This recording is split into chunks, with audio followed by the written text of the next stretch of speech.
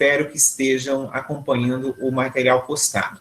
Antes de começar o conteúdo mesmo, eu queria falar uma coisa para vocês. Eu criei lá no Moodle um fórum de discussão, porque, se eu não me engano, alguém, eu acho que foi da sala de vocês, que na quarta-feira passada, me fizeram uma pergunta sobre a atividade empresarial e as igrejas. Ah, tem aluno aguardando? Não tem problema. Então, manda eles entrarem. Também estou aguardando eles aqui, ó.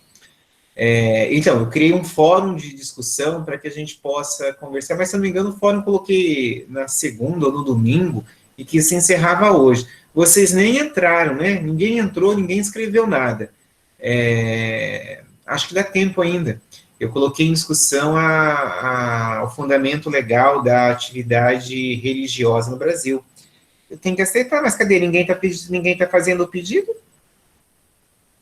Vocês apareceram, alguns apareceram fazendo o pedido, mas aqui não está aparecendo mais nenhum. Será que é só se eu entrar, sair e entrar de novo? Eu acho que não precisa. Vou ver uma coisa. Espera inteiro, mais ou menos. Lá. Será que estão com o link certinho? Tem 8 pessoas aqui. Não sei, vou postar, ó, vou printar aqui de novo. Opa.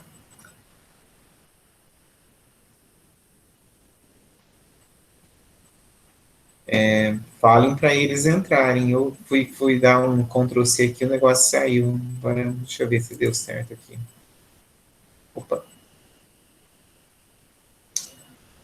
Noturno. Professor sustentável. Olha, um monte de gente falando. Aqui, ó, entra aqui, ó.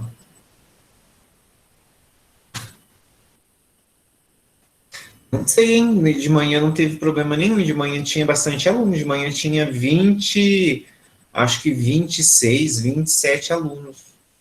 Será que era melhor eu sair e entrar de novo? Olha, no grupo eles estão falando sobre. Estão falando mesmo. Deixa eu ver quem está lá. Ele não aceitou ainda. Poxa. Não está aparecendo o pedido mesmo, não.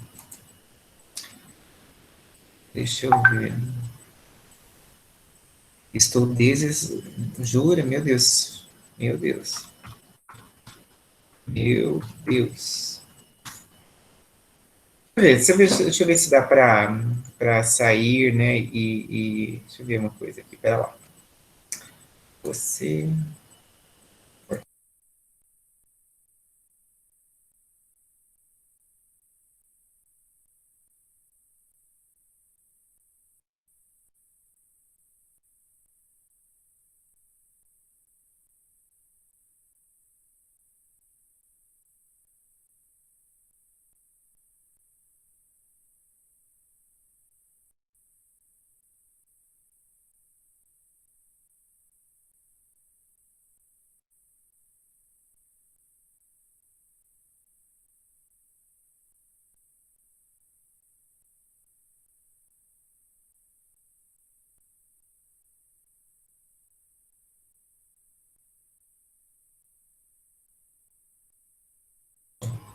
Eu vou sair e vou entrar de novo. Então fiquem aí. Não sei se vai dar problema eu sair e entrar de novo. Pera lá.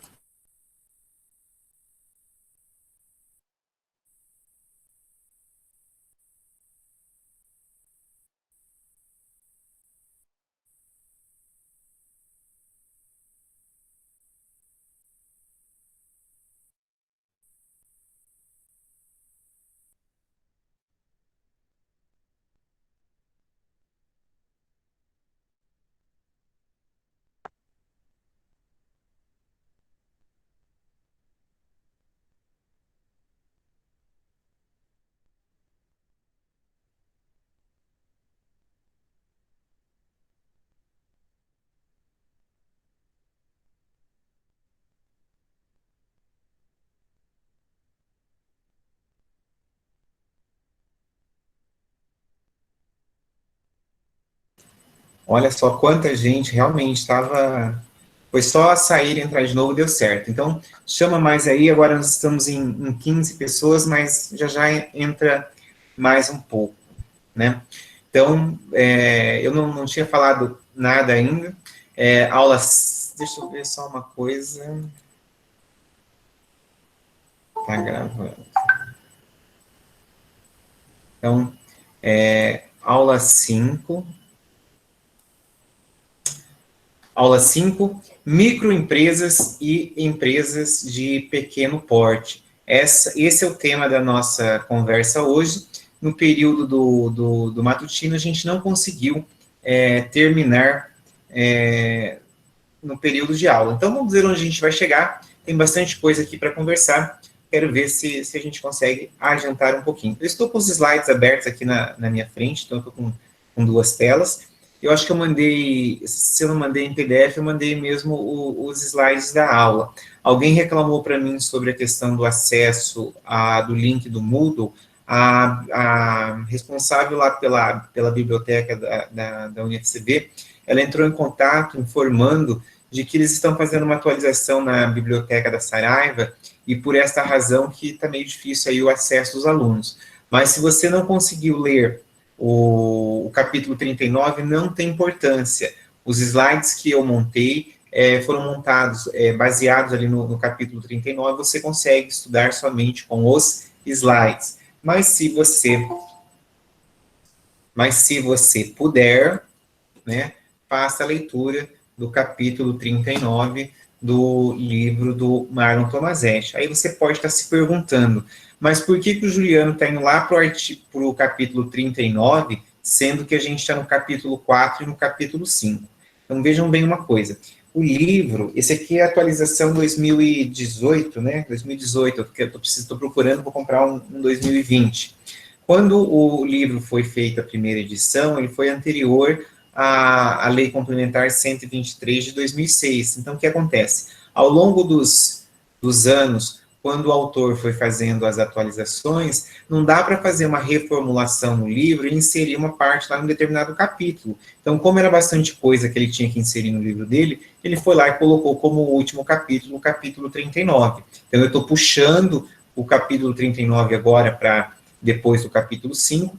Na verdade, daria para estudar isso depois de que a gente estudasse empresário individual, MEI e EIRELI, mas eu achei melhor antecipar essa nossa conversa, que eu acho que vai ficar mais fácil para vocês entenderem. Beleza? Combinado sobre isso?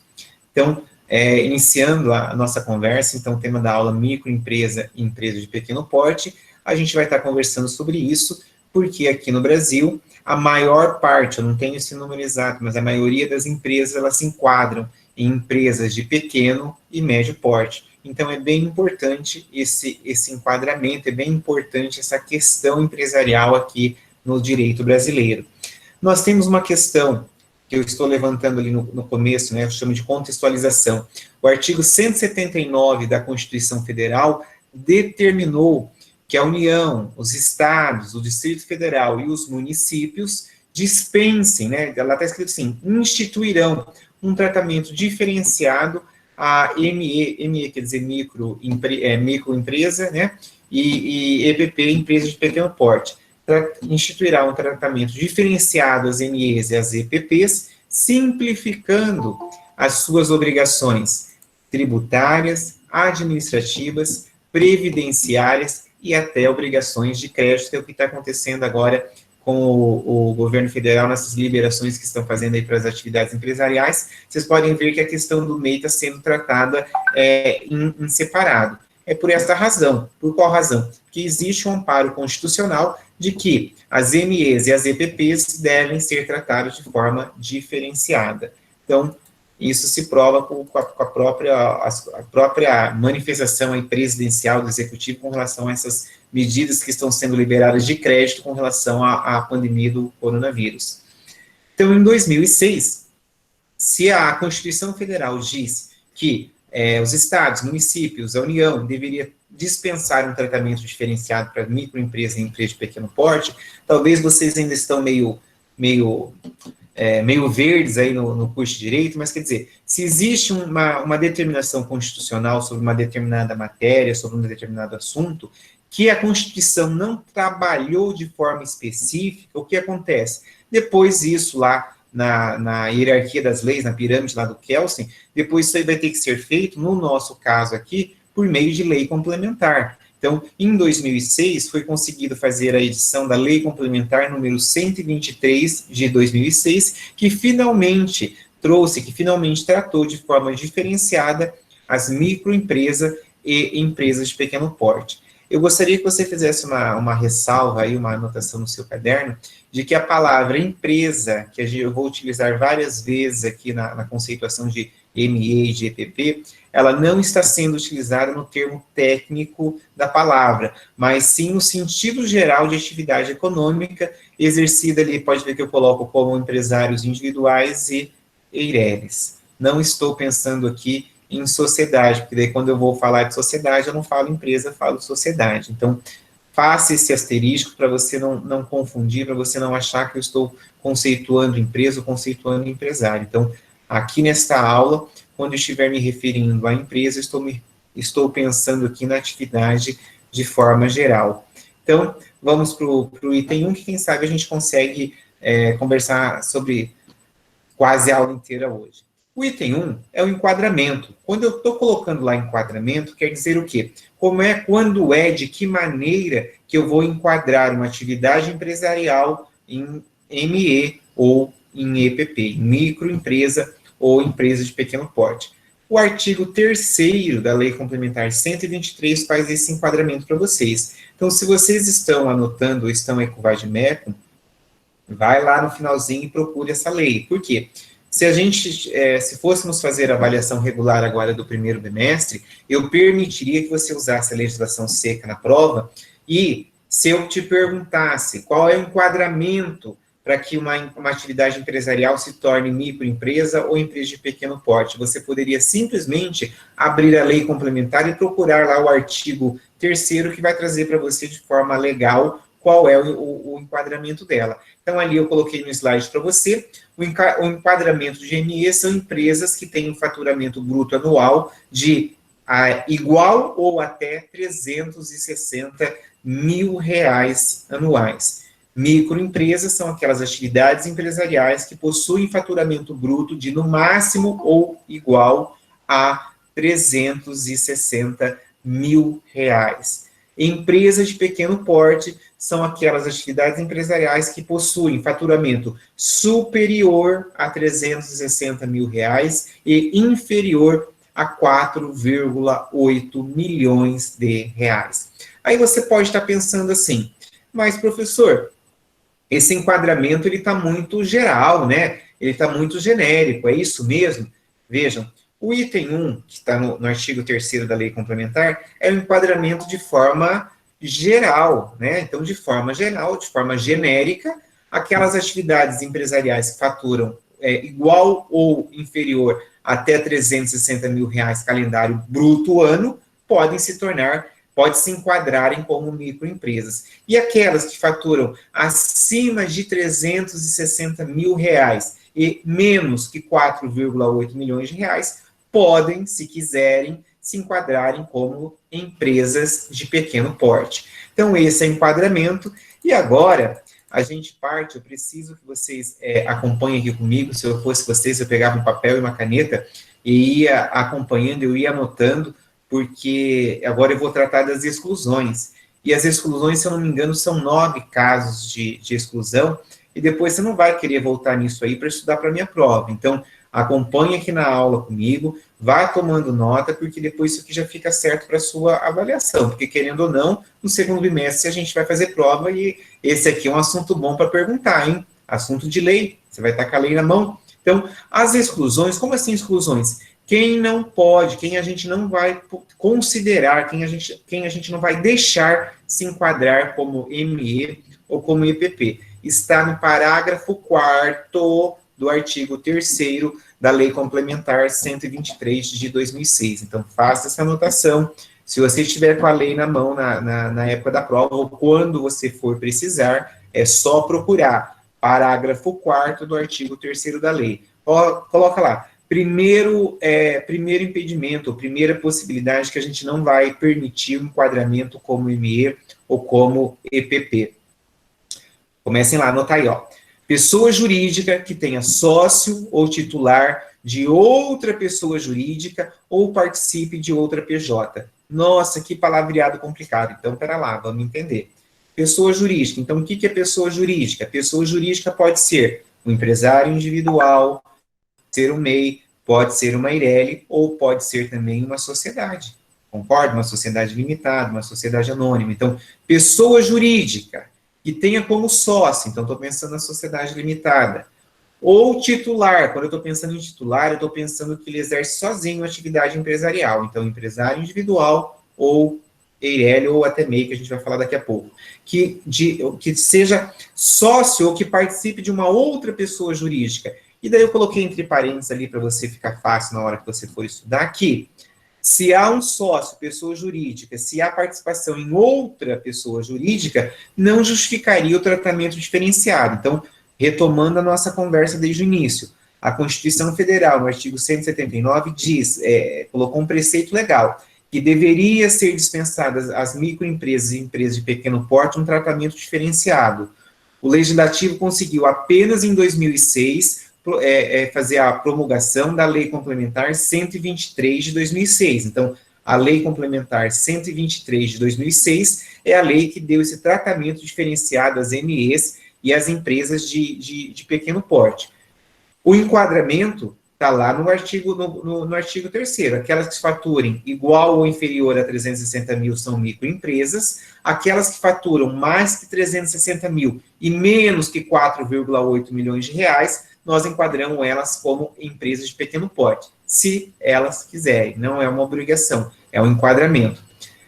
Nas exclusões, quem nós não vamos permitir se enquadrar como ME ou como EPP? Primeiro impedimento, primeira fórmula que a gente não vai permitir. Então, pessoa jurídica que tenha titular ou sócio que participe de outra pessoa jurídica ou outra sociedade. Por que nós não vamos permitir? Porque seria a possibilidade em dobro de um tratamento diferenciado. Então, se você já se beneficiou lá na outra atividade, como sendo ME ou como sendo EPP, nós não vamos permitir que você se beneficie aqui como sócio, como titular dessa outra atividade. Juliano, por que não? Porque a Lei Complementar 123/2006 é uma lei criada para trazer benefícios, para beneficiar a microempresa e empresa de pequeno porte. Então, se a gente quer trazer benefícios, nós não podemos deixar esse benefício ser duplicado, porque seria injusto. Então, primeiro impedimento, pessoa jurídica que tenha sócio titular que participe de outra pessoa jurídica. Não será enquadrada como ME ou como EPP. Será enquadrada apenas em uma das modalidades. Se já se enquadrou lá, não vai se enquadrar aqui. Primeiro impedimento. Segundo impedimento, pessoa jurídica. Então, quando estou falando pessoa jurídica, pode ser uma atividade individual, a Eireli, por exemplo, ou uma sociedade, que tenha filial aqui no Brasil. Então, eu tenho filial, sucursal, eu tenho agência, ou tenho até uma representação aqui, mas a sede é em outro país. Então, vejam, se você tem uma pessoa jurídica, que a sede dela fica em qualquer outro país, e aqui no Brasil ela tem apenas uma filial, apenas uma sucursal, nós não vamos permitir que essa filial, essa sucursal, seja enquadrada como ME ou como EPP. Por que não, Juliano? Porque essa empresa, a sede é no exterior. Então, nós não vamos possibilitá-la de ter esse benefício de se enquadrar na Lei Complementar 123 de 2006. Segundo impedimento para enquadramento. Anotaram isso? Ninguém fala nada? Estão lá na live da Marília Mendonça? 3. Terceiro, sim, meu Deus, está muito rápido, né? Tá anotado. Não está anotado ou está muito rápido? Então vamos voltar. Primeiro impedimento, pessoa jurídica, os dois. Qual, prof? Vou voltar no primeiro impedimento. Pessoa jurídica que tenha sócio ou titular que participe de outra pessoa jurídica. Nós não vamos permitir que ela se enquadre como ME ou como EPP. Por quê? Porque ela já está se beneficiando de ter uma outra atividade empresarial. Então, nós não vamos permitir que essa atividade aqui seja enquadrada como ME ou como EPP. Ah, mas por que daí ela vai se ferrar? Ela não vai se ferrar, gente. Ela simplesmente não vai ter os benefícios de ser uma ME ou uma EPP. Primeiro impedimento para enquadramento. Segunda possibilidade que nós não vamos permitir o enquadramento. Pessoa jurídica que tenha filial, sucursal, agência ou representação no Brasil, porém a sede seja no exterior. Então, se subentende-se que o quê? Uma estrutura muito mais complexa. Por que uma estrutura muito mais complexa? Porque se você tem uma sede em outro país, o direito a ser aplicado lá naquela sede é o direito do país de origem. Então, pera lá, se você tem uma estrutura complexa, não é aqui no Brasil que você está se beneficiando em ter uma filial, uma sucursal, que nós vamos te dar um tratamento diferenciado, dispensado aquelas pessoas jurídicas que conseguem o enquadramento em ME ou EPP. Então, segunda causa de não enquadramento nas MEs e nas EPPs, consequentemente, na Lei Complementar 123/2006. Anotado isso, a gente vai para o terceiro impedimento. Sociedade que tenha sócio que seja inscrito como empresário individual, enquadrado como ME ou EPP, cuja receita bruta global ultrapasse os limites de enquadramento. Então, pera lá, vamos entender isso. Eu sou uma sociedade, então posso ser uma sociedade limitada. Deixa eu ver quem está aqui no grupo, vou pegar o nome de alguém aqui, deixa eu ver quem está aqui. Deixa eu pegar o Guilherme. Guilherme, quer ser meu sócio? Sim ou não? Vamos abrir uma atividade empresarial. Quer ser meu sócio, Guilherme? Naomi? Pode ser Naomi, entendeu? Então, Naomi é minha sócia na atividade empresarial. Então, nós temos uma sociedade. O que esse terceiro impedimento está dizendo? Então, se eu... o Guilherme perdeu. Se eu sou sócio da Naomi, o que acontece? Eu não posso me tornar lá naquela outra atividade sozinho, então empresário individual, se a somatória das receitas brutas, qual a somatória? Vamos supor que eu e a Naomi que faturamos 200 mil reais brutos ano, então nós conseguimos o enquadramento como ME, concorda? Porque é quem fatura igual ou menos que 360 milhões. Mil reais. Se eu for empresário individual lá, se eu estou ganhando 200 mil reais ano aqui, para chegar ao limite lá, digamos que o empresário individual lá, eu quero ser ME também. O ME é quanto? É 360 mil, então sobra um saldo só de 160 mil reais. Se a somatória desses dois saldos não ultrapassarem o limite estabelecido na lei, você pode se enquadrar. Mas o impedimento aqui é naqueles casos em que eu já sou sócio aqui da Naomi e quero me tornar empresário individual em outra atividade, e somando as receitas brutas anuais de ambas as atividades, ultrapassam o limite mínimo aí permitido de 360, ou depende, né? Aqui, se a gente fosse uma EPP, o valor seria maior. Então, de repente, ali eu conseguiria ser um empresário individual sendo ME. Então, vejam que é uma jogada matemática. Então, a proibição aqui a terceira proibição é sociedade que tenha como sócio a pessoa que é empresário individual ali e a somatória das duas receitas brutas anuais ultrapassem o limite estabelecido na Lei Complementar 123/2006. Então, façam essa anotação. Juliana, isso aí é muito difícil para a gente lembrar. Gente, isso aí não é para vocês lembrarem. Isso aqui a gente está conversando, eu estou explicando, mas está no parágrafo 4º do artigo 3º da Lei Complementar 123/2006. Então, você, quando for advogar ou for fazer a minha prova, você precisa ter a lei seca, né, a lei complementar aí do seu lado, para você olhar isso aí. Não estou pedindo para decorar, estou pedindo para conversar aqui e entender essa história aqui, que senão depois você não vai querer voltar.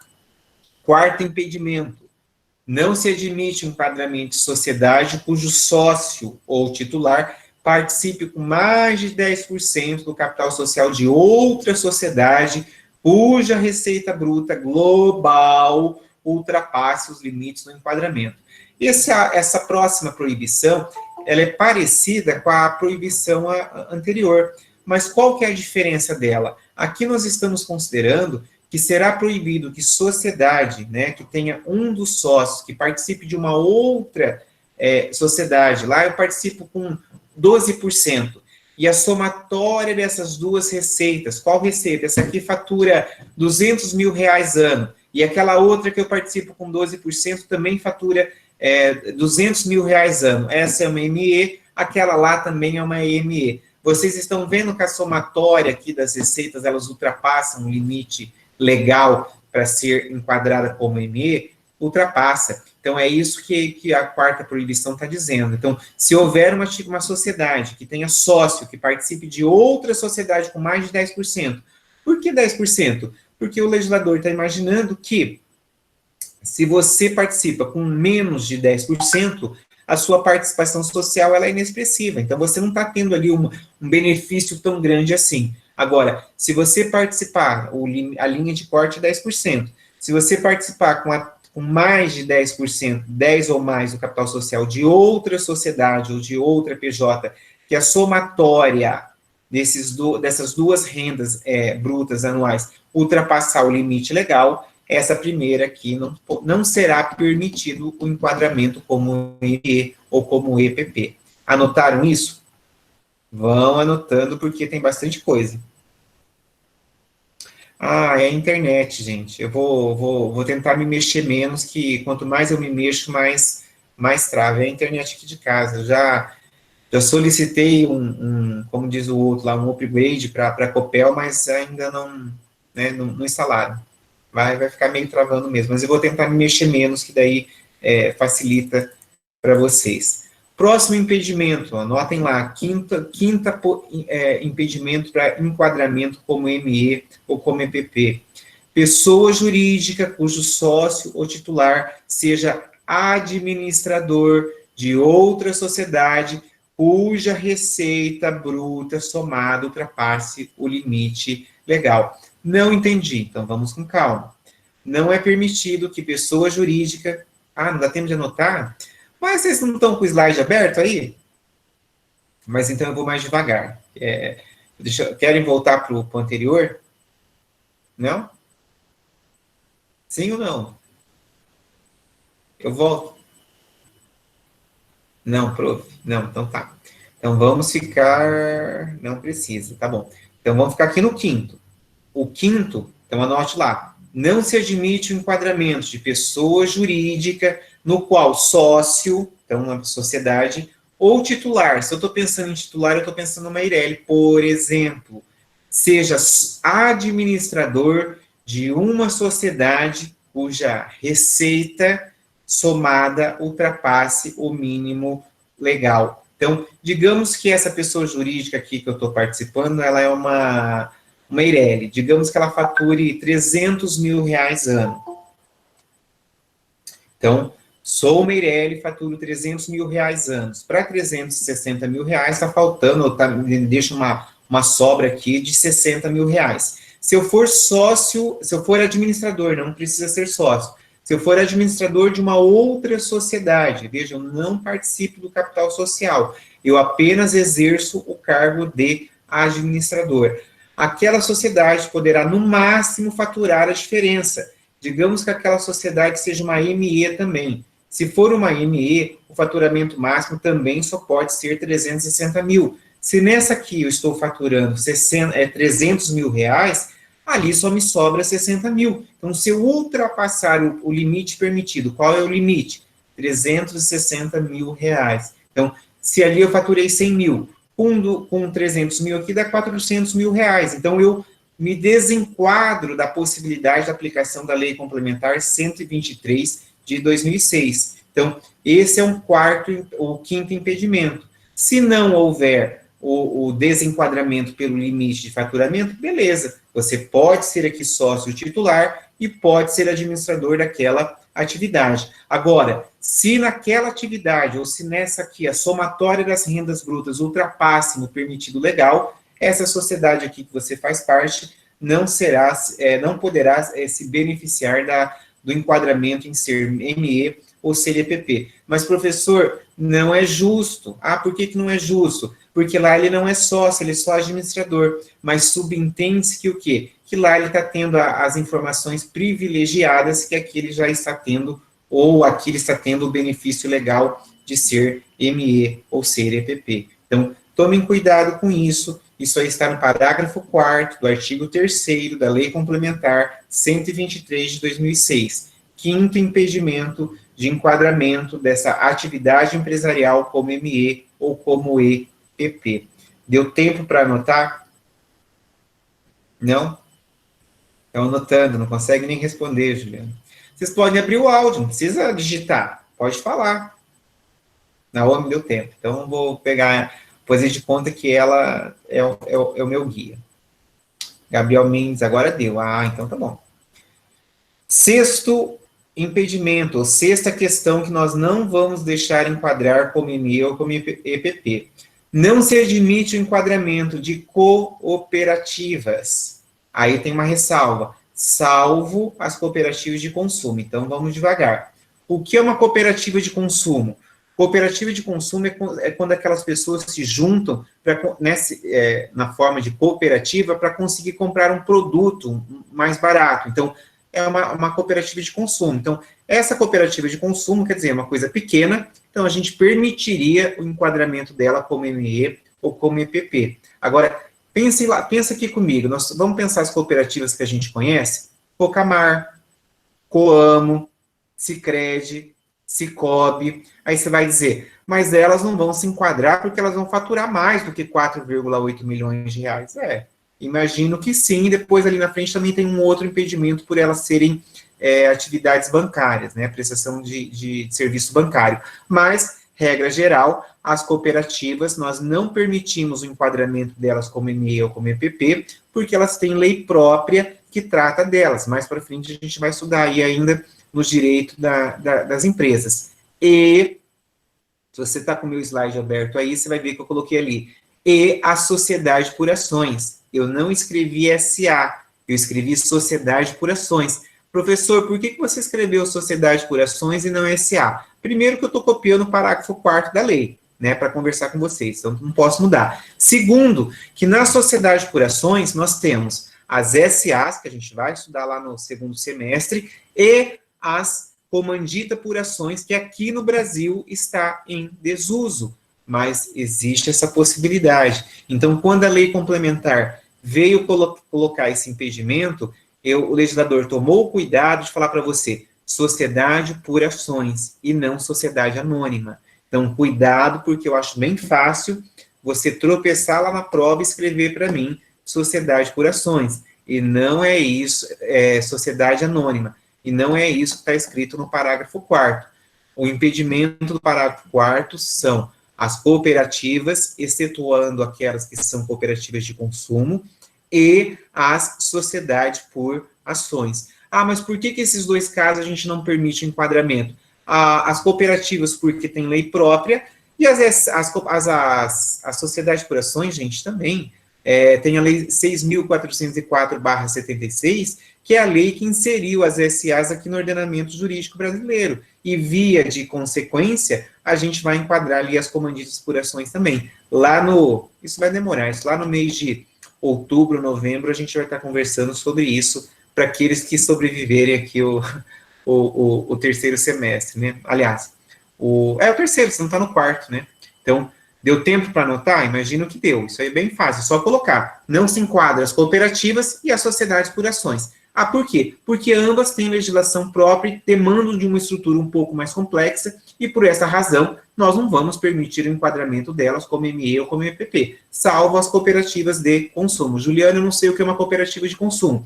Cooperativa de consumo são aquelas pessoas que se juntam na forma de uma cooperativa para conseguir comprar um produto um pouco mais barato. Então, é uma estrutura simplória, serve só para isso. Para você poder refletir um pouquinho mais, pensa na Coamo, pensa na Cocamar, você vai ver, mas elas não se enquadram pelo faturamento. Beleza, pelo faturamento estaria fora. Mas se faturasse menos, agora estão paradas em razão do coronavírus, então se tivesse um faturamento anual menor do que 4,8 milhões de reais, talvez pudesse enquadrar. Não pode, por causa da sua estrutura, em razão da sua, que tem lei específica que trata das cooperativas. Isso aqui é muito simples. Esse é o sétimo, é o sexto. Então, sexto impedimento é as cooperativas e as sociedades por ações. Sétimo impedimento, esse também é simplório, escutem aqui. O legislador não permite que uma sociedade ou que uma pessoa jurídica se enquadre como ME ou como EPP, se ela for resultante. Como assim resultante? Ela vem de uma cisão, ela vem de uma divisão societária. Então, vamos imaginar que todos nós, deixa eu ver, nós estamos em 26 participantes aqui na sala, todos nós façamos parte de uma sociedade limitada, então uma sociedade que tem 26 sócios. Então, em razão de ter 26 sócios, nosso faturamento, a gente imagina que ele seja maior do que 4,8 milhões de reais, então eu não consigo me enquadrar nem como EPP, em sendo sociedade. Aí a gente pensa e faz o seguinte, espera lá, a gente podia subdividir, fazer uma cisão dessa nossa sociedade de 2 em 2. A gente podia fazer parzinho de 2 em 2 e fazermos, estamos em 26, é número par, então daria 13, né? 13 sociedades limitadas de 2 indivíduos. Se a gente dividir a nossa atividade empresarial em 13 outras sociedades, talvez a gente consiga se enquadrar aqui dentro dos 4,8 milhões de reais, concordam?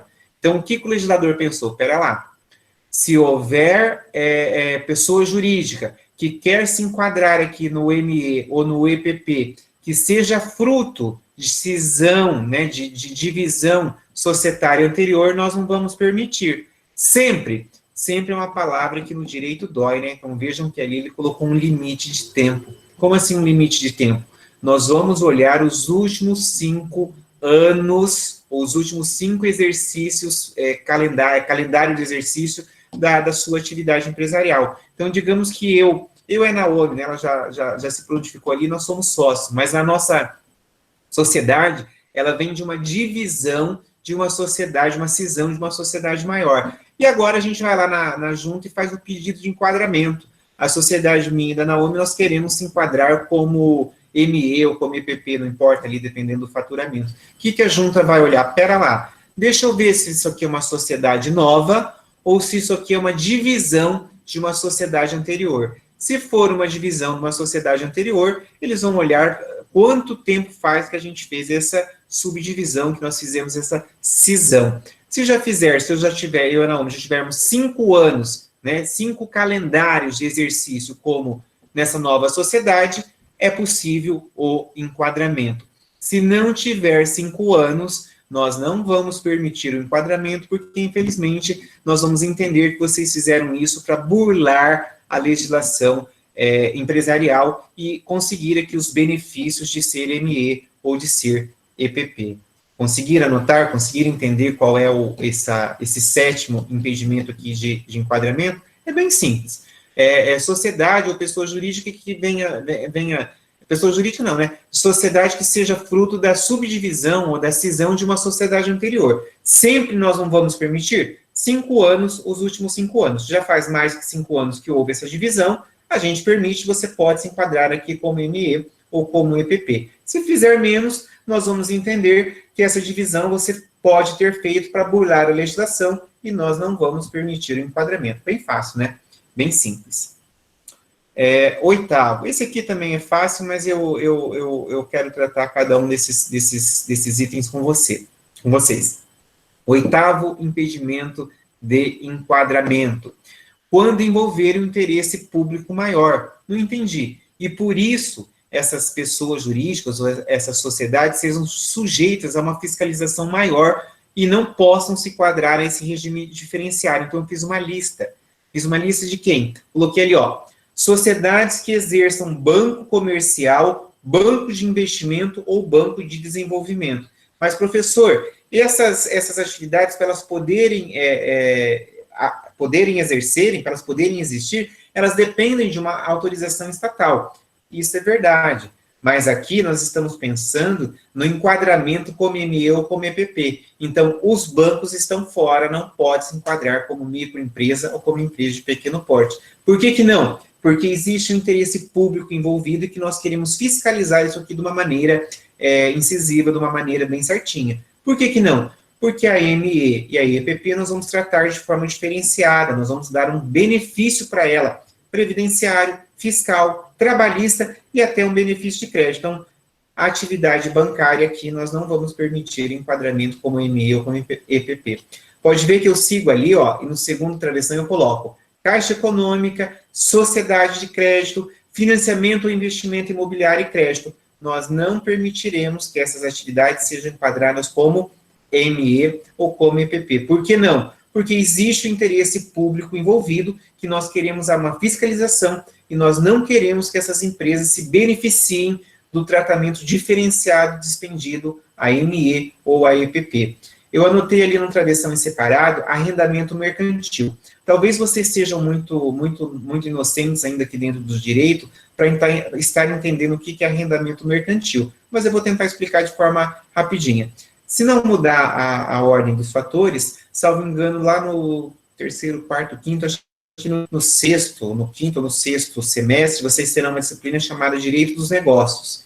Essa disciplina ela não existe ainda hoje, ela foi criada agora, né, depois que o curso virou semestral, e a Priscila, na verdade, que já era um convite anterior da professora Graziella, então, na verdade, a professora Priscila só replicou o convite, que era para eu estar trabalhando essa disciplina chamada Direito dos Negócios. E dentro da ementa do Direito dos Negócios, eu me propus a trabalhar arrendamento mercantil dentro dos itens. O arrendamento mercantil está um pouco aqui em desuso na atividade bancária em geral, mas há 10 anos atrás, quando eu ainda era advogado lá do Itaú, do conglomerado de banco, era um momento da economia do Brasil que a maioria dos financiamentos até um pouquinho mais, 12 anos atrás, gente, 2007, 2008, antes da crise de 2008, foi uma atividade bancária em que os bancos preferiam, em vez de fazer um financiamento de veículo para você, eles faziam um arrendamento mercantil.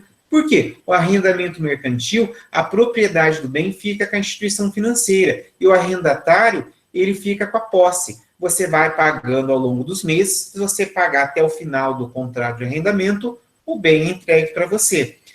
Na regra geral, no contrato claro de arrendamento, existiria a possibilidade de arrependimento e você devolver o carro para o banco. Aqui no Brasil, a gente, quanto banco, não trabalhava dessa forma. Mas então, por que o banco tinha interesse em fazer um leasing e não fazer um CDC, um crédito direto ao consumidor? O leasing tinha incentivo fiscal, a tributação era menor. Então, eu, quanto Itaú, quando eu fazia um leasing para você o custo eu também conseguia diminuir um pouquinho. Então, era um pouco mais atrativo. E para mim, como instituição financeira, era muito atrativo porque eu tinha incentivo fiscal por parte governamental. Então, as empresas que trabalham como arrendamento mercantil não podem se enquadrar como ME ou como EPP. Hoje, o arrendamento mercantil aqui na questão bancária está um pouco em desuso, mas as grandes empresas ainda fazem bastante arrendamento mercantil, sim.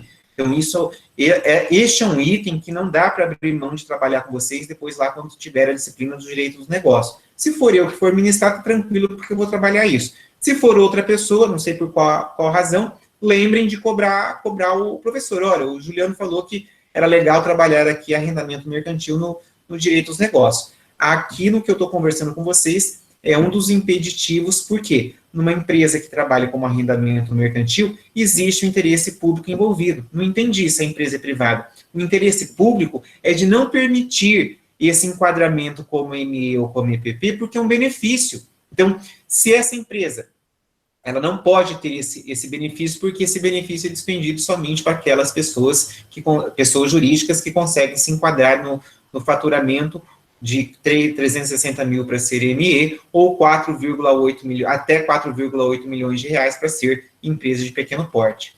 Seguros privados. Então, o exercício empresarial das seguradoras no Brasil também tem lei específica, também tem lei própria, também depende de autorização estatal. Mas aqui a lei complementar traz esse impeditivo para que não sobre sombra de dúvidas de que não daremos um tratamento diferenciado a uma empresa que possui interesse público de uma fiscalização. Então, seguros, veja, se eu pudesse abrir uma empresa de seguro, eu queria abrir uma seguradora. Por quê? Eu ia receber o dinheiro de todos vocês e ia dar no pé. Quando você fosse fazer ali necessitar do acionamento do seguro do seu veículo, do caminhão ou até um seguro residencial, ó, eu fali, dei o pé do país, eu não estou aqui para honrar os meus compromissos. Então, por esta razão, que depende de autorização estatal para que você possa funcionar como seguradora, e inclusive aqui, nesse caso, não permitiremos o enquadramento como ME ou como EPP. Então, você vai ver todas as modalidades nesse enquadramento, menos essas que a gente está dizendo. E tem mais uma, capitalização e previdência complementar. Por quê?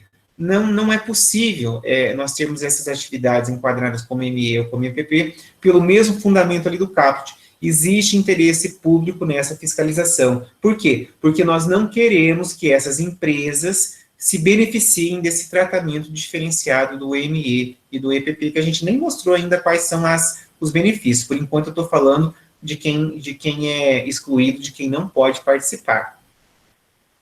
Esse é o 8º impedimento, acredito que vocês tenham notado. O último impedimento, para a gente começar a falar daqui a pouco, deixa eu ver do que? Dos benefícios. Então, o último impedimento, não se admite também pessoa jurídica que tenha sócio ou titular que guardem, ou seja, que cumulem com o contratante desse serviço. Qual serviço? O serviço dessa pessoa jurídica ou dessa sociedade relação de pessoalidade, subordinação ou habitualidade. Traduzindo isso aqui para vocês, que não permite uma relação de trabalho. Então, vamos explicar mais uma vez. Então, não é permitido o enquadramento de pessoa jurídica cujo titular, então, se eu estou pensando numa pessoa jurídica cujo titular, uma EIRELI, ou uma sociedade, então, uma sociedade limitada, por exemplo, que a SA está excluída lá atrás, está lembrado? Que guardem cumulativamente. O que é cumulativamente? Relação com o contratante com relação do direito do trabalho. Então, eu já tenho um vínculo empregatício aqui com essa sociedade, com essa EIRELI. E além desse vínculo empregatício, eu quero fazer uma contratação dela. Então, se isso acontecer, nós não vamos permitir o enquadramento dela como ME ou como EPP. Por quê? Porque imagina-se que nessa relação de trabalho, você já vai ter o benefício aqui do direito do trabalho, né? Das relações trabalhistas. Então, não se permitiria esse enquadramento dessa sociedade ou dessa pessoa jurídica, sendo uma EIRELI, por exemplo, se cumular esses dois quesitos. Qual quesito? O quesito da contratação e o quesito da relação de trabalho, relação de vínculo empregatício. Juliana, isso não é muito comum ocorrer. Olha, gente, isso aí pode ocorrer sim. Então, o legislador tomou o cuidado de colocar no parágrafo 4º quais são os impedimentos que nós não vamos permitir o enquadramento dessas atividades empresariais, sejam como titular, ou seja, como sócio, como ME ou como empresa de pequeno porte. Acabamos de listar todos os impedimentos, é uma parte um pouco mais pesada aqui da nossa conversa, mas eu tinha que ter essa conversa com vocês, porque se eu pedisse para vocês lerem o parágrafo 4º, artigo 3º, eu sei como vocês iam fazer aquela leitura dinâmica, né, ia ler tudo de uma vez e não ia saber nada do que estavam falando. Então, cuidado com isso, eu tratei caso a caso. Por que está excluindo a SA lá atrás? A SA é uma sociedade por ações, por isso que a gente está excluindo, na mesma exclusão lá da questão da cooperativa, porque as SAs, ela tem uma estrutura complexa. SA é uma sociedade de grande porte. Então, nós não vamos, você nunca vai encontrar Banco Itaú SAME, Coca-Cola SA EPP. Isso você não vai encontrar, nunca. Por que você não vai encontrar? Primeiro, pelo faturamento, está excluído, e segundo, ainda que o faturamento, digamos que fosse menor, não existe essa possibilidade que o legislador tomou cuidado de dizer assim para você, olha, essas cooperativas, essas sociedades por ações, elas têm lei própria que a regulamenta e tem uma estrutura um pouco mais complexa. Então, nós não vamos permitir o enquadramento nas MEs e nas EPPs, porque senão é um benefício muito grande a elas. Bem fácil, até aqui vocês estarão com a legislação em mãos, penso eu, então não tem como errar. Só precisa ter me ouvido, ter anotado todo esse converseiro que eu fiz, para ter um norte aqui, quando precisar disso, vai buscar lá na Lei Complementar, parágrafo 4º, artigo 3º. E agora, então, a gente venceu o item 2, que eram as exclusões. No item 3, a gente vai mostrar qual é esse tratamento diferenciado. Juliano, faz 50 minutos que você está falando de tratamento diferenciado e até agora você não falou nada. Então, tá bom. Então, agora a gente vai começar a mostrar qual é esse tratamento diferenciado para as MEs e para a EPP. Então, de maneira genérica, esse tratamento diferenciado vai ser de ordem tributária, de ordem previdenciária, de ordem de registro e até de ordem do mercado, de posicionamento aqui, de como é que vai acontecer algumas facilidades aqui no mercado. Então, partindo do primeiro benefício, eu vou começar lá pelo benefício tributário. O benefício tributário, anotem aí, que ele foi inserido no artigo 13 da Lei Complementar 123 de 2006. E qual é esse tratamento tributário beneficiado, Juliana? Eu não entendi. Eu listei ele no slide para vocês, vocês já devem estar vendo, sei lá, ou já viram isso aí lá com o professor Gilberto, quais são os impostos que uma pessoa jurídica tem que pagar no país. Então, regra geral, claro que algumas atividades não vão se enquadrar a todos esses impostos, mas, regra geral, uma pessoa jurídica tem que declarar imposto de renda, então, imposto de renda de pessoa jurídica, IPI, né, imposto de produtos industrializados, a CSL, que é a contribuição sobre lucro líquido, PIS/PASEP, COFINS, ICMS e ISS, que é imposto de serviço de qualquer natureza. Regra geral, essas são as classes de tributos, de impostos que estejam ali numa atividade empresarial no Brasil.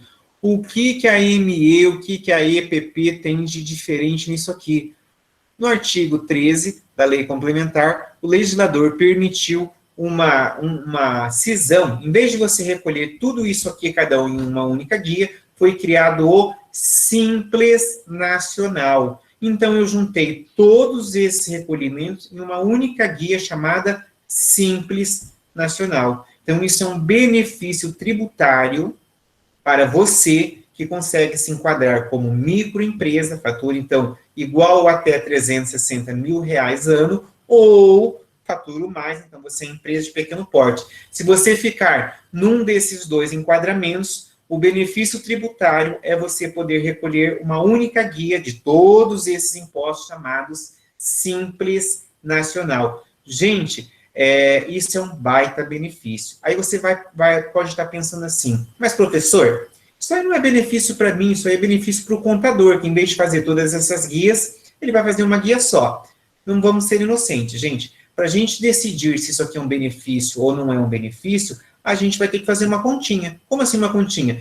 Verificar, dentre a minha atividade empresarial, qual a incidência desses tributos que a gente acabou de listar, ver quanto dá, e depois verificar quanto dá isso aqui no Simples. Nas modalidades que eu já participei como empresário individual, e depois em outra lá, que também teve o enquadramento, matematicamente era mais barato eu estar no Simples Nacional. Mas existe a possibilidade de, dependendo do seu ramo de atividade, você não ter a incidência de todos aqueles impostos.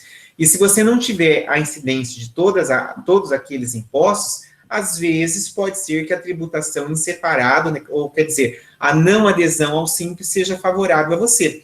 Pode ver, se você estiver acompanhando aí, está no slide 16, eu coloquei um Fique Sabendo. Então, o que é um Fique Sabendo? Você não é obrigado a se tornar ME ou EPP. Isso é um benefício, então é uma opção. Então, se você não quiser fazer essa opção, não tem problema nenhum. Fique recolhendo os seus impostos aí, pensando na ordem tributária, fique recolhendo os seus impostos da forma como você quiser. Então, vejam, não é uma obrigação se tornar ME ou EPP, é um benefício. Se você quiser, você faz a adesão. Se você não quiser, você não faz a adesão. No âmbito tributário, qual seria o benefício fiscal que a Lei Complementar 123 de 2006 trouxe para o ME e para o EPP? É o Simples Nacional. É aquela junção daquele monte de impostos em uma única guia chamada Simples Nacional. Eu acho que isso é bem fácil, eu acho que isso aqui você tira de letra com muita simplicidade. Benefício trabalhista, né?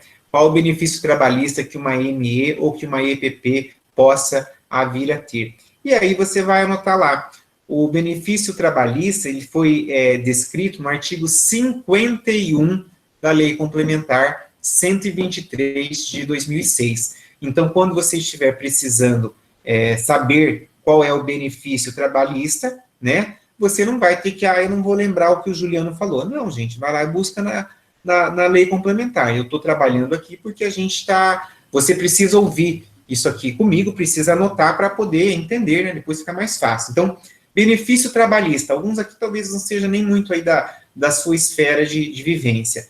Primeiro benefício trabalhista, dispensa, né, dispensado a fixação de quadro de trabalho em suas dependências. Então, se eu for uma ME ou uma EPP, eu fico dispensado de colocar lá em uma das paredes da minha atividade empresarial qual é o quadro de trabalho aqui dos meus funcionários. Então, esse é um benefício. Você vai dizer, nossa, mas hoje em dia eu nem sabia que tinha essa necessidade. Você pode ter certeza que se você abrisse uma atividade, uma pessoa jurídica, o contador ia fazer essa orientação para você e ia dizer, ó, você tem que ter um quadro de trabalho que é fixado, se não tiver na parede, permite-se que esteja aqui, de repente, aqui na escrivania ou na primeira gaveta. Então, essa é uma determinação que você, sendo ME ou EPP, está dispensado. Você vai dizer, mas eu nem sabia que existia isso. Então, mas agora ficou sabendo.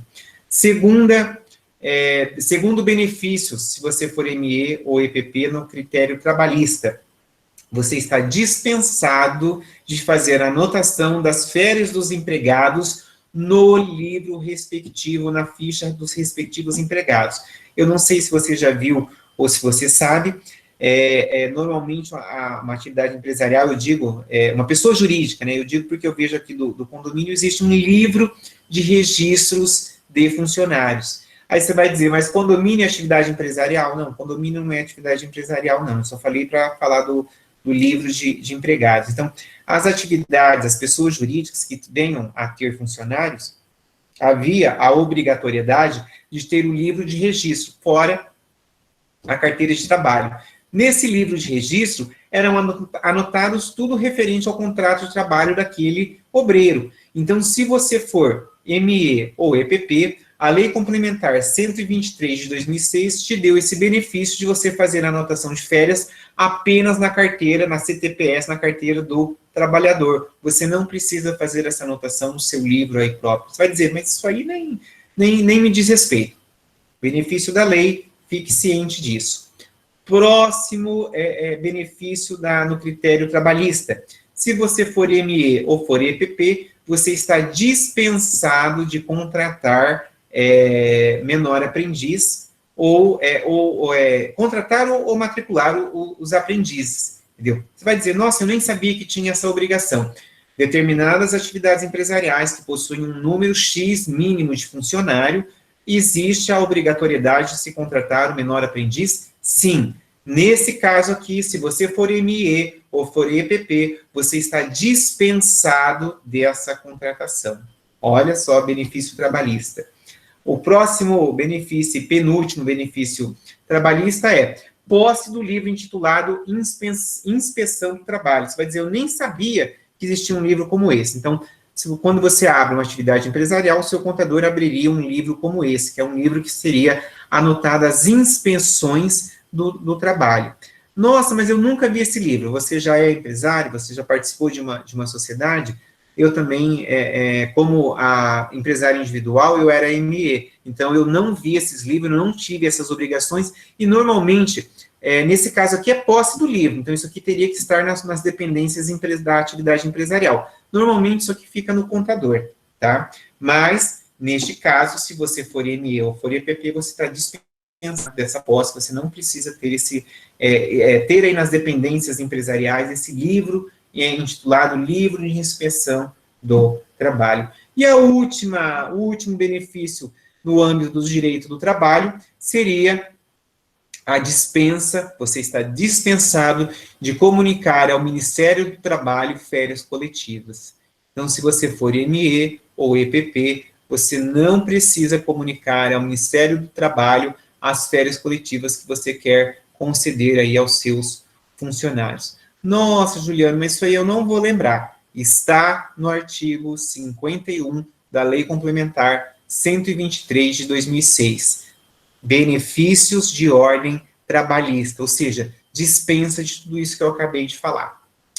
Deixa eu ver, eu também coloquei eu coloquei mais um fique sabendo aí, de ordem processual, ou seja, no direito do trabalho, quando eu estou pensando no processo do trabalho, se você for ME ou for EPP, você fica dispensado do comparecimento pessoal nas audiências na Justiça do Trabalho, podendo nomear preposto, sem que ele tenha nenhum vínculo empregatício aí com a sua atividade empresarial. Nossa, eu não consigo ver isso como benefício. É um benefício sim, gente. Sabe por quê? Se você pensar que uma reclamatória trabalhista, a competência de ajuizamento dela, normalmente é a competência onde foi prestado o serviço, então, digamos que eu tenho uma filial lá em Foz do Iguaçu, eu posso ter uma trabalhista lá, e aí, se eu for uma atividade empresarial que não seja ME ou EPP, eu tenha a obrigação de comparecer ali como titular da atividade. Se for ME ou EPP, você está dispensado, assim como nas outras possibilidades. Benefício previdenciário. Agora, aqui no benefício previdenciário, eu preciso explicar um outro conceito que tem até item próprio aqui dentro da nossa aula. É o conceito do pequeno empresário. Mas quem é o pequeno empresário? Eu nunca ouvi falar desse, Juliano. Eu achava que o pequeno empresário era o ME que você está dizendo. O ME é microempresa, gente. O pequeno empresário seria uma modalidade, uma atividade empresarial que pode ser individual ou até societária, digamos assim, que tenha faturamento bruto anual de, no máximo ou igual, 60 mil reais. Então, se eu tenho um faturamento como titular ou como sociedade, que eu ganhei no máximo 60 mil reais ano, eu posso me enquadrar como pequeno empresário. Pequeno empresário é aquela atividade empresarial que possui no máximo faturamento de 60 mil reais ano. É alguém que é bem pequenininho, gente. Veja que é alguém que fatura até menos que o MEI, hein? O MEI é 81 mil reais. O pequeno empresário é uma subclassificação e diz que ele pode se enquadrar como pequeno empresário se ele faturar no máximo 60 mil reais. Feita essa explicação simplória, agora eu posso falar para você qual é o benefício previdenciário em ser ME ou ser EPP. Então, olha só, a lei complementar diz o seguinte: permite um recolhimento previdenciário diferenciado em até 31 de dezembro do segundo ano subsequente da sua formalização. Então, vamos fazer aqui uma coisa. Hoje é dia 8 de abril de 2020, vamos supor que hoje eu abri uma Eireli. Então, o que é o tratamento diferenciado de ordem previdenciária se eu for uma ME ou uma EPP? Então, ele permite que até no segundo ano, até 31 de dezembro do segundo ano, calendário que eu abri a empresa. Então, eu abri em 2019, então, 2020, né? Então, 31 de 12 de 2021 até 31 de 12 de 2022, eu poderei me valer desse benefício que eu vou falar agora. Qual o benefício que eu vou falar agora? Só se aplica se eu for pequeno empresário. Então, o recolhimento geral da Previdência Social normalmente é 20% sobre o valor mínimo estipulado. Isso é o que se recolhe, gente, o mínimo de contribuição previdenciária. Se você for ME ou for EPP, e ainda assim, dentro da ME e da EPP, você faturar no máximo 60 mil reais ano, então você é o pequeno empresário. Existe a possibilidade de você fazer a invocação do benefício de, em vez de eu recolher 20% de contribuição para a Previdência Social, eu faço um recolhimento de 11%, ou seja, eu recolho 9% a menos e mantenho o meu regime de filiação na Previdência Social. Então, eu mantenho a minha condição de segurado. Problema: eu mantenho a minha condição de segurado para fins de benefícios. Auxílio-doença, auxílio-reclusão, auxílio-acidente, pensão. Porém, para aposentadoria para tempo de serviço, eu não conto esse período que eu estou recolhendo de 11%. Eu falo mais uma vez. Benefício previdenciário em você sendo ME ou sendo EPP. Então, eu sou microempresa, eu sou empresa de pequeno porte. Eu tenho que ter mais um critério aqui dentro. Eu faturei no máximo R$60 mil ano. Então, além de ser ME ou de ser EPP, eu consigo me enquadrar como pequena empresa ou pequeno empresário. Então, se eu estiver nesse segundo enquadramento, o que acontece? Eu posso invocar o benefício previdenciário de fazer um recolhimento diferenciado na casa dos 11% para eu manter a minha qualidade de segurado. Porém, isso tem uma ressalva. Eu não posso contar esse tempo recolhido de 11% como tempo de serviço para fins de aposentadoria por tempo de contribuição, por tempo de serviço. Ah, mas professor, e daí? Então isso aí é um caráter negativo? Não. Se depois você melhorou a sua situação e você quer contabilizar esse tempo como tempo de serviço para aposentadoria de tempo de serviço, você pode voltar e contribuir com os 9% que ficou faltando. Então, entenderam essa conversa toda que eu tive? A ME e o EPP, em sendo... até tomar uma água aqui. A ME ou a EPP, entendo um faturamento bruto pequeno, menos que R$60 mil, então ele se enquadra como pequeno empresário. Eu consigo fazer esse enquadramento e pedir esse benefício previdenciário para recolher 11% no lugar de 20%. É o exemplo clássico que a gente está vivendo agora da pandemia do coronavírus. Imaginem vocês que é dono de uma, sei lá, sou dono de uma lanchonete, minha lanchonete está fechada, eu sou uma microempresa, sou uma ME. Digamos que a minha lanchonete fique fechada março, abril, maio, junho, julho. Olha, eu perdi 5 meses de faturamento, sobraram 12 menos 5, sobraram 7 meses do ano. E nesses 7 meses do ano eu faturei menos do que eu estava imaginando e fiquei dentro da casa aqui dos R$60 mil ano. Foi um ano difícil para mim. Eu quero invocar o benefício previdenciário de ser ME. Então, qual é o benefício previdenciário? Se eu for ME, e neste ano eu ganhei menos que R$60 mil, então, na verdade, eu sou o pequeno empresário. E sendo o pequeno empresário, eu posso invocar esse benefício e recolher apenas 11% durante esse período que eu quero, de no máximo 31/12 do segundo ano posterior à sua abertura, à sua constituição. Ah, mas depois eu resolvi, eu quero contribuir, eu quero recolher esses 9% que ficou faltando, porque eu quero contar esse tempo aqui de trabalho para mim. É possível, desde que você faça o recolhimento. Até aqui, acho que está tranquilo, né? Mais um. Benefício quanto às licitações. Então, a lei complementar, o legislador pensou o seguinte: eu preciso trazer um benefício para quem conseguir se enquadrar como ME ou como EPP.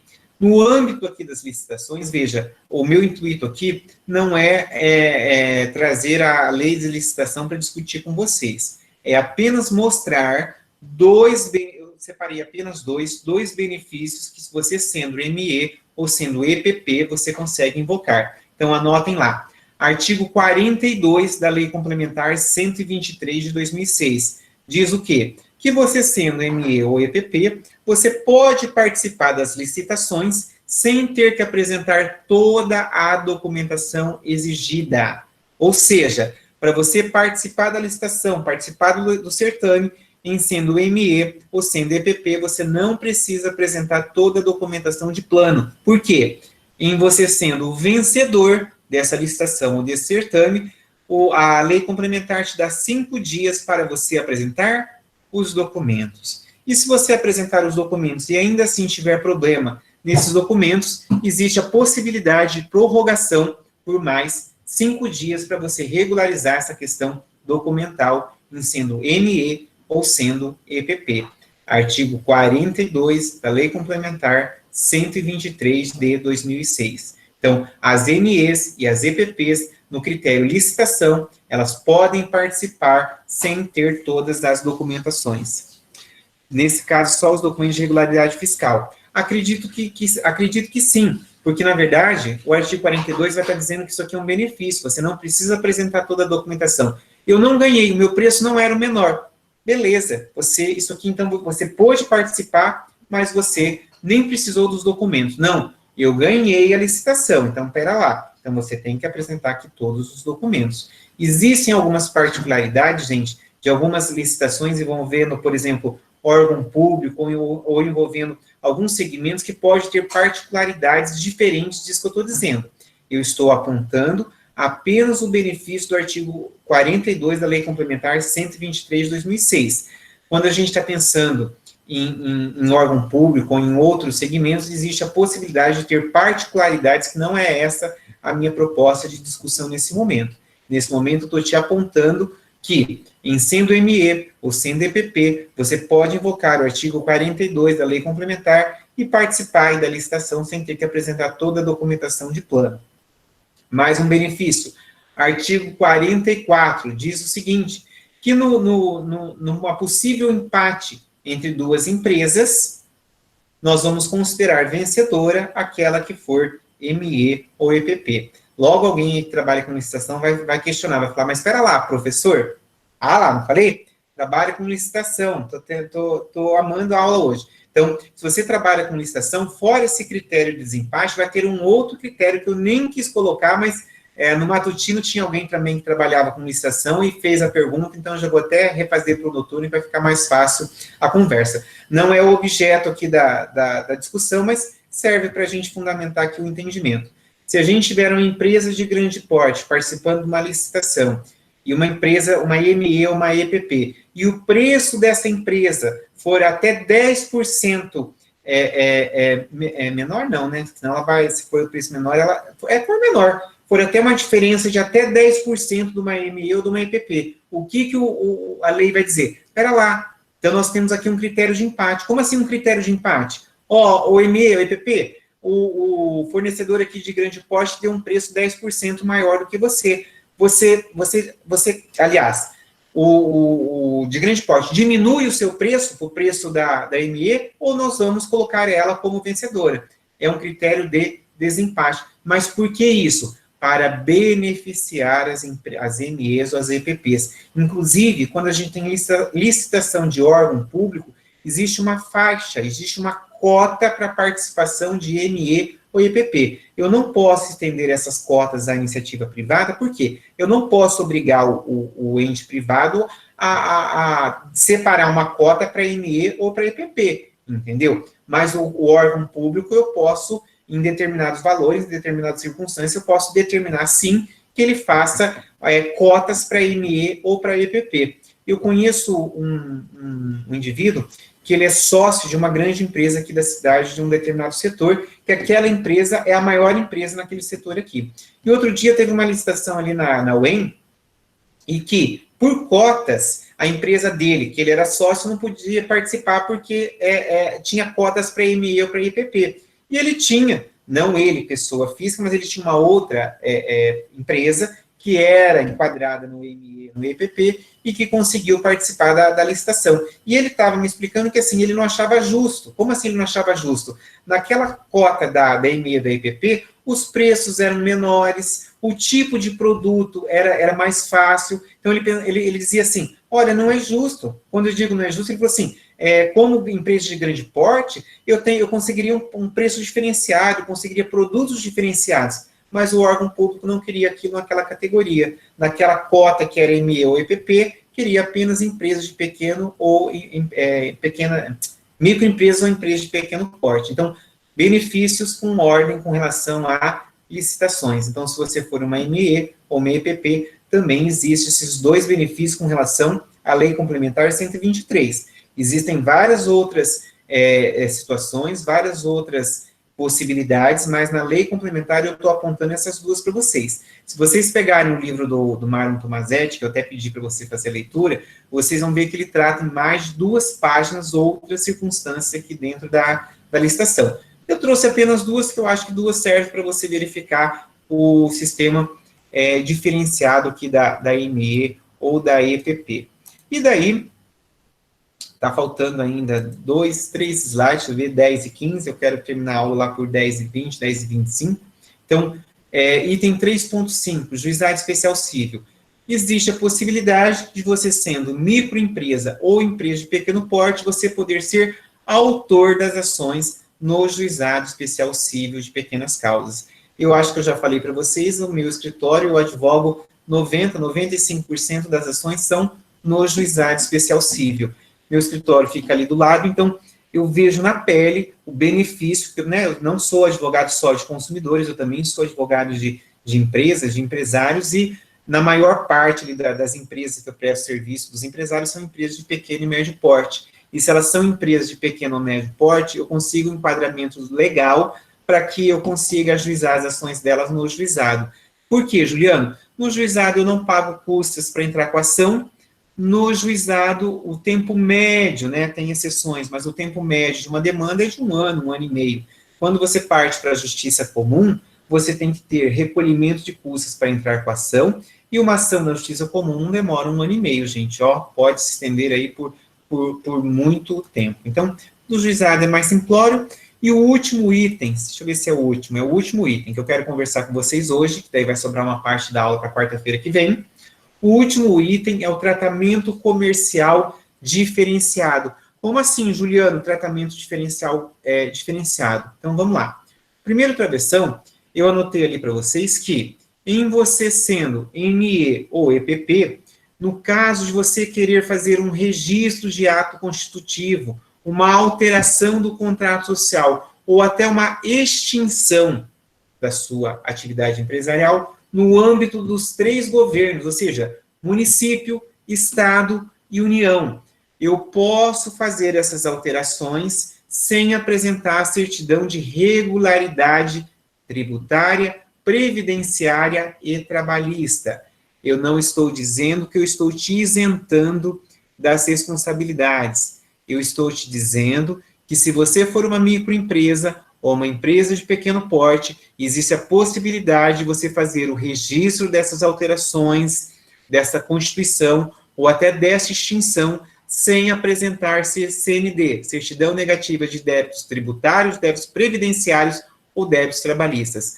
Isso aqui é considerado um tratamento diferenciado de ordem comercial. Mais uma, a solicitação de baixa de empresário ou de pessoa jurídica importa na responsabilidade solidária dos empresários ou dos sócios e dos administradores do período em que ocorreu o respectivo fato gerador. Isso aqui, o Marlon Tomazetti até apresenta uma postura, um comentário ali, ele trabalha em 2 parágrafos, se não me engano, que ele, isso aqui está no artigo 9º, parágrafo 5º da lei complementar, 123/2006. O Marlon entende que esse artigo ele é inconstitucional, esse parágrafo é inconstitucional. Por que ele entende que esse parágrafo é inconstitucional? Porque se a gente tiver, no caso de extinção, de baixa da empresa, estar passando a responsabilidade solidária para os seus titulares, ou para os seus sócios, ou até para os administradores daquele determinado período, o Marlon entende que isso aqui nós estamos tirando da pessoa, do devedor, e passando a dívida para outras pessoas. Então, ele entende que isso seria inconstitucional. Olha, particularmente, eu acho que não é bem isso. Porque eu acho que, né, no entanto, que o artigo está ali e está sendo aplicado até hoje. Por que eu acho que não é uma questão de ser inconstitucional? Porque se você pensar em direito tributário, ele vai trazer a solidariedade. Se você pensar em direito previdenciário, ele vai trazer a solidariedade. Se você pensar em direito do trabalho, ele também vai trazer a solidariedade. Na verdade, o Marlon discute isso dizendo que esse parágrafo 5º não deveria existir. E já que ele existe, ele é inconstitucional. Mas se ele é inconstitucional e você quer essa discussão aqui na prática, ou você vai entrar com uma ação direta de inconstitucionalidade, ou você vai ter que procurar lá no Supremo para ver se existe alguma ação tramitando, alguma que tenha repercussão geral. Eu acredito que isso aqui seria apenas uma ação interpartes, e você teria que provar, né, trazer essa inconstitucionalidade aqui e fazer prova dela. Eu acho que isso aqui é trabalho demais para pouco resultado, porque ainda que você consiga a inconstitucionalidade do parágrafo 5º, eu não vou extinguir sua dívida, porque se a sua dívida é tributária, você é solidário. Se a sua dívida é previdenciária, você também é solidário. Se a sua dívida também é trabalhista, você também é solidário. Então, vejam que não sei se uma discussão aqui de uma ação direta de inconstitucionalidade do parágrafo 5º é levar muita coisa a algum lugar. Acredito eu que não. Mais alguns benefícios de ordem comercial. Naquelas ocasiões em que é necessária uma certidão negativa de condenação criminal, não é certidão negativa para saber se você matou alguém, é condenação criminal no âmbito empresarial, crimes falimentares. Então, naqueles casos em que é solicitada essa certidão negativa de condenação criminal, se você for ME ou EPP, você está dispensado. É mais um benefício de ordem comercial. Mais um benefício aí. Se você for ME ou EPP, fica dispensado o visto do advogado lá nos atos constitutivos ou nas demais alterações contratuais que possam vir a ser registradas na junta comercial. Mais um benefício. Um outro benefício, dispensa de assembleias. Então, se você não é ME ou EPP, a gente vai ter que ver lá qual a legislação, se você é uma sociedade limitada ou se você é uma EIRELI. Né, se você é uma EIRELI, se é dono sozinho, não precisa fazer assembleia. Então, sobraria, na verdade, a sociedade limitada. Na lei no Código Civil, né, na parte que trata da sociedade limitada, diz que é obrigatório fazer uma assembleia geral pelo menos uma vez por ano. Mas se você for uma sociedade limitada, enquadrada como ME ou como EPP, você está dispensado de fazer essa assembleia e de fazer aquelas publicações de qualquer ato societário. Então, se você é uma sociedade limitada e ingressou um novo sócio, talvez a lei determine que você faça uma publicação dando publicidade desse ato. Se você for ME ou for EPP, você está dispensado dessa publicação. E o último benefício aqui que eu listei para vocês de ordem comercial é que, inclusive agora tem até uma outra lei que estende esse benefício a mais pessoas, mas aqui eu estou pensando na ME e na EPP. No caso de protesto de título, existe a possibilidade de dispensa, você solicitar a dispensa do pagamento das taxas, das custas, dos emolumentos, dos acréscimos ali no caso de ter tido um título protestado. Me parece que hoje tem uma lei mais específica que estende esse benefício a um rol maior aí de atividades empresariais. No caso aqui, eu estou tratando da ME e da EPP. Então, se você for microempresa ou empresa de pequeno porte, existe a possibilidade de você pedir a dispensa do pagamento dessas custas. E anotei ali para a gente ir embora já daqui a um minutinho, que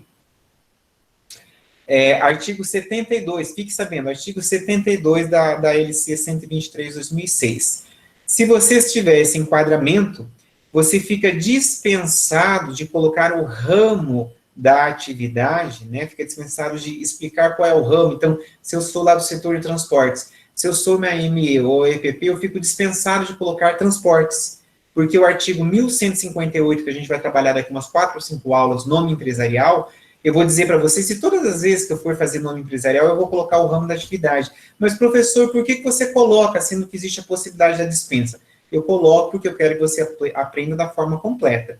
Se você aprender da forma completa, existe a possibilidade, fala de novo da parte do protesto, espera lá. Se houver a possibilidade aqui de você dispensar isso, é um benefício. Então, regra geral, todas as vezes que eu for fazer o nome empresarial, eu vou colocar o ramo da atividade. Aqui, se você for ME ou EPP, você fica dispensado, se quiser, de não pôr o ramo da atividade. Murilo pediu para eu falar novamente sobre o protesto, então anote aí, Murilo.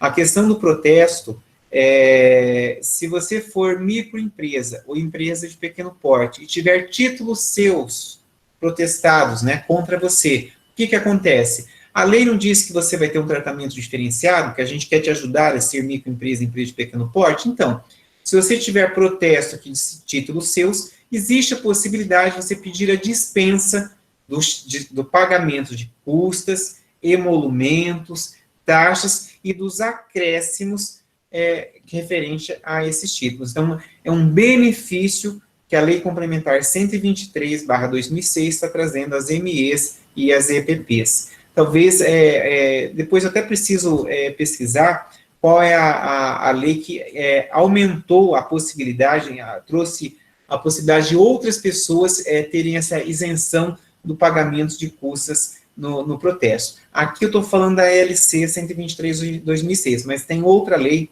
que é isso aí, na verdade, quem trabalha isso é o professor de pago, não sou eu, né, que é títulos de crédito. A hora que ele for trabalhar isso, ele vai trabalhar o protesto, e trabalhando o protesto, ele vai deixar vocês a parte de tudo isso. Aqui, o protesto é só um benefício, essa isenção aqui de pagamento de custo é um benefício para você ser ME ou ser EPP.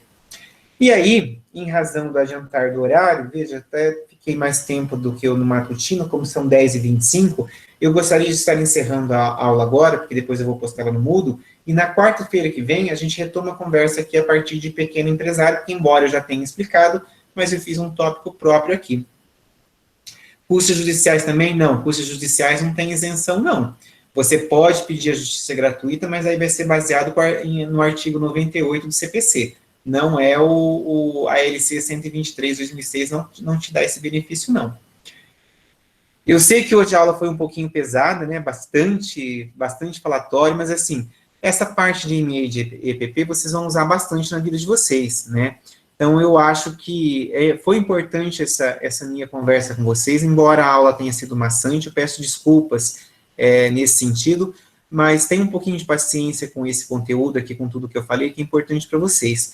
Na quarta-feira que vem, eu continuo essa aula, e daí eu conto uma história bem legal para vocês, na história do MEI, que vai ser, vou tratar aqui dessa aula, e também como último tópico, eu vou falar do investidor anjo. Em outros anos eu não tratava disso, mas esse ano, como eu abri uma aula só para ME e EPP, eu vou fazer a coisa bonitinha e vou trabalhar também a questão do investidor anjo com vocês. Então, vou ficando por aqui. Se vocês tiverem dúvidas, podem me mandar por e-mail, pode me mandar por WhatsApp, que eu vou estar sempre respondendo vocês. Nesse momento, eu me coloco à disposição de todos, seja academicamente, seja juridicamente, até por uma palavra amiga, se for necessário, entendeu?